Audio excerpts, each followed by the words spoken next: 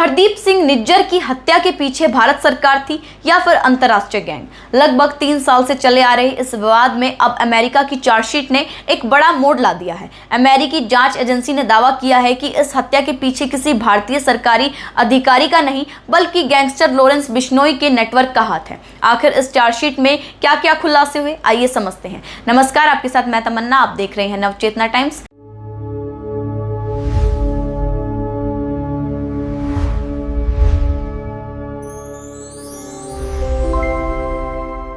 America के न्याय विभाग ने लॉरेंस बिश्नोई, गोल्डी बराड और कई अन्य आरोपियों के खिलाफ बड़ी कार्रवाई की है। इस ऑपरेशन में अमेरिका, कनाडा और स्पेन समेत कई देशों की एजेंसियों ने मिलकर काम किया। कुल 24 लोगों को गिरफ्तार किया गया, 37 लोगों के खिलाफ आरोप दाखिल किया गया।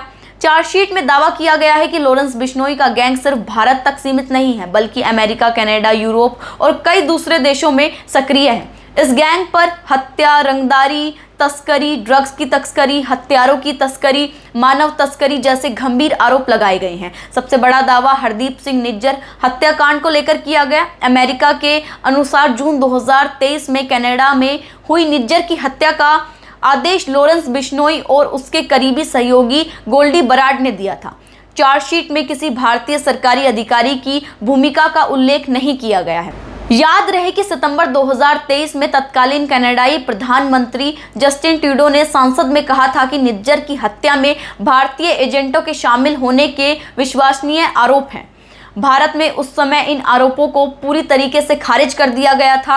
अब कनाडा की पुलिस ने नए वरिष्ठ अधिकारी ने भी कहा है कि जांच में अब तक ऐसा कोई सबूत नहीं मिला है जो भारत सरकार को सीधे इस हत्या से जोड़ा जाए। अमेरिकी चार्जशीट में यह भी कहा गया है कि लॉरेंस बिश्नोई जेल में रहते हुए भी अपने गैंग को संचालित करता है। उसके नेटवर्क में गोल्डी बराड, रोहित गोदारा और कई अन्य सहयोगी अलग अलग देशों में गैंग का संचालन करते रहते हैं। आरोप है कि यह गिरोह सोशल मीडिया और एक्टिविस्ट स्पेस के जरिए रंगदारी मांगता है, डर का माहौल बनाता है और अपराधों को और ज्यादा बढ़ाता है। चार्जशीट में ड्रग्स तस्करी का भी विस्तार से जिक्र किया गया है। अमेरिकी एजेंसियों का दावा है कि इस गैंग ने सैकड़ों किलो कोकेन की तस्करी और लूट जैसी वारदातों को भी अंजाम दिया है। इसके अलावा कई देशों में रहने वाले भारतीय मूल के लोगों को करोड़ों रुपए की रंगदारी मांगने के भी आरोप लगाए गए हैं।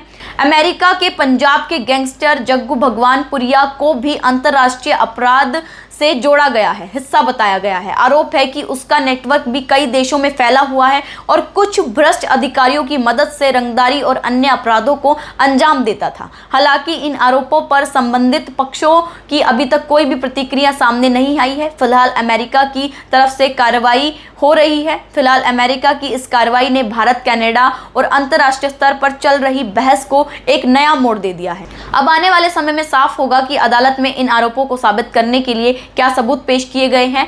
इस पूरे मामले में आपकी क्या राय है? क्या अमेरिका की चार्जशीट से निज्जर हत्याकांड की तस्वीर बदलती हुई नजर आ रही है या अभी भी सवाल खड़े हैं? अपनी राय कमेंट सेक्शन में जरूर दीजिएगा और अगले अपडेट के लिए देखते रहे नवचेतना टाइम्स। धन्यवाद।